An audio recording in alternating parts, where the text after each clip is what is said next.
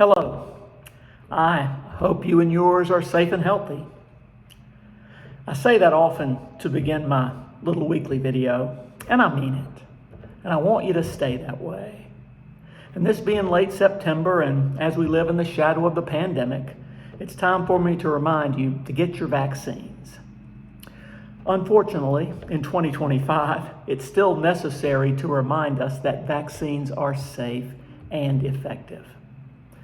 Not perfect, but extremely safe and effective in at least reducing the severity of what they're designed to protect us from.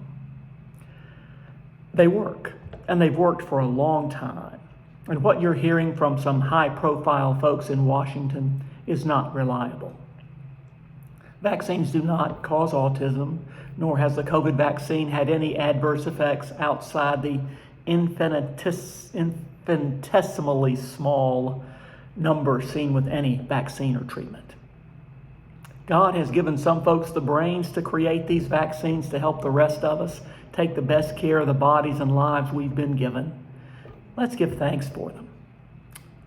If you have any questions about vaccines, please talk to your local physicians who are trained scientists, members of real professional organizations like the American Medical Association and the American Academy of Pediatrics.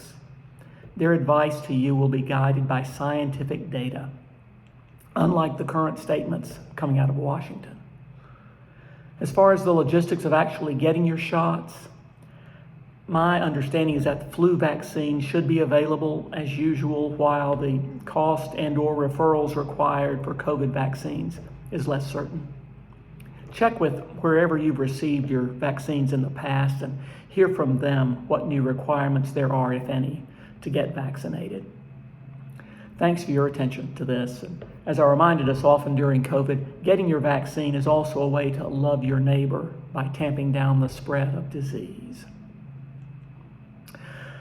I want to thank our children and youth for the St. Michael's Fest they offered us in the parish hall last Sunday.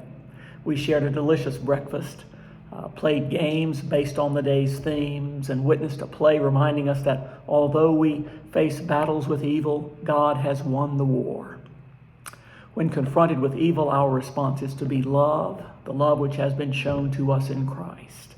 And that love is the only way to drive out hatred and fear.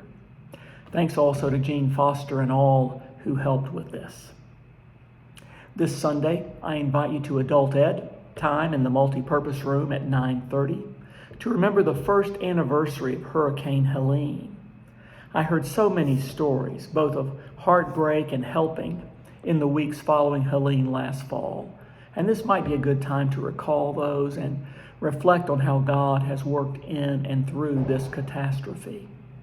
So, if you have a story to share, a friend in the mountains who was directly affected, or family property that was damaged, or your efforts to help someone or to clean up, come and share those, please. And don't forget the blessing of the animals on October 5th, a week from this coming Sunday. Bring your pets, properly restrained, of course, as we say, to the playground at 4 p.m. for this brief service and time of fellowship. We'll welcome the K-9 unit from the Statesville Police Department, some creatures from the rescue ranch, various vendors, and you and your pet. You might want to ask your friends and neighbors to bring their animals and come along as well. It's a great time and a blessing to us all. See you soon.